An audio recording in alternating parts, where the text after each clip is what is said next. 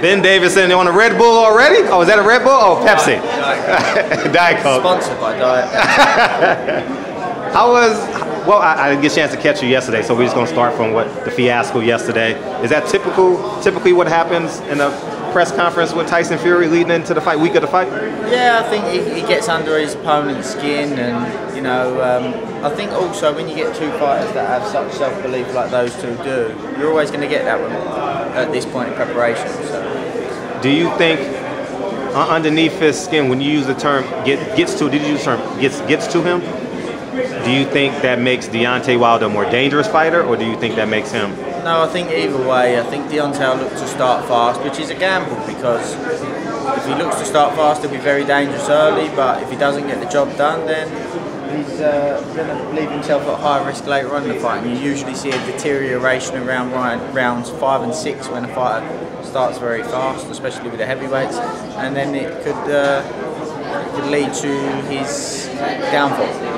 Now, leading into the fight, people said, "Oh, there's your man." he says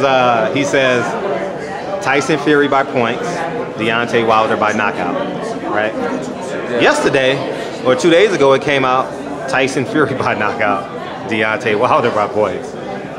How would you rate Tyson Fury's power on a scale of 1 to 10? Very highly. Otherwise, you know, look, Klitschko's a very experienced man. He was the longest reigning in terms of time heavyweight world champion there's been. Obviously, Joe Louis had the most amount of defences, but in terms of time, Klitschko has that record. Obviously, he'd have walked straight through Tyson if Tyson didn't have power. And I thought Deontay was smarter than that, but for him to say he would have won if he had thrown shots, well, that says to me that he's a little bit less intelligent than I thought, because obviously he would have thrown shots if they were there. Obviously he knew he would have overreached, made a mistake, and would have been countered, and would have been made to pay heavily. That's why he didn't throw the shots. And listen, how many people have stopped Derek Chisora? David Haye, everyone says he's a big puncher, and Tyson, that's it. Whoever stopped Steve Coleman? Nobody but Tyson. You don't do that if you're not a puncher. But he just doesn't look to load up Tyson. He doesn't look for power. He uses his boxing skills, hit, and doesn't get hit. In a similar way to Floyd Mayweather. Floyd Mayweather's a lot bigger puncher than people That's what I hear. But he didn't look for it. It wasn't his main goal to take someone's head off. He was behind his boxing, hit and don't get hit. Skills pay the bills.